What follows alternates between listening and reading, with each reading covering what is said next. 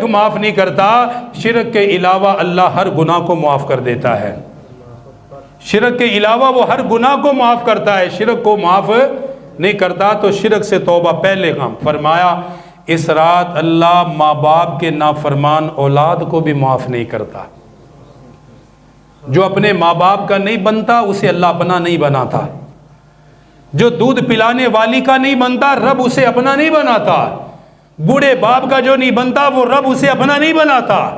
कि जिस बाप की कमर झुक गई तुझे खिला खिला कर, जिस बाप के सर के बाल सफ़ेद हो गए तेरी फिक्र करते करते, जिसकी आंखों की बिनाई कमज़ोर हो गई तेरे लिए सोचते सोचते, जिसके पाँव की ताकत कमज़ोर पड़ गई तेरे लिए कमाते कमाते, जो माँ अपने जिस्म से तुझे दूध पिलाती रही, 9 महीने तेरा वज़न उठा के फिरती रही, 5 साल तुझे अपनी गोद में बिठा कर खिलाया, उस माँ की आंखों के आंसुओं का जो सबब बनता है, जो माँ और बाप का नहीं होता, अल्लाह फरमाता है वो इस रात भी मेरा नहीं होता है।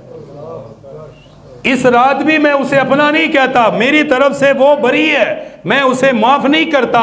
उसके अमाल की जो सजा है वो उसको मिलेगी। माँ बाप का नाफरमान। नंबर 3 फरमाया जो कीना रखता है, किसी के बारे में बुग़्ज़ रखता है, मुसलमान के बुग़्ज़ बड़ी बीमारी है, अपने दिलों को साफ करें। चौथे नंबर पे इरशाद फरमाया चुगलखोर आदमी।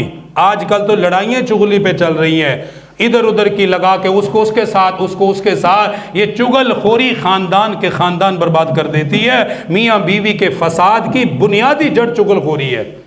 सास बहू की चुगली, बहू सास की चुगली, ये सारी चुगलियां हैं जो सारे घर के झगड़ों की फसाद है। फरमाया ये इतना बड़ा गुनाह है कि चुगलखोर को अल्लाह इस रात भी मुआफ नहीं करता, इससे रिश्ते टूटते हैं। फिर साथ ही फरमाया शराब पीने वाला अल्लाह उसे माफ़ नहीं करता, नशा करने वाला उसे अल्लाह माफ़ नहीं करता।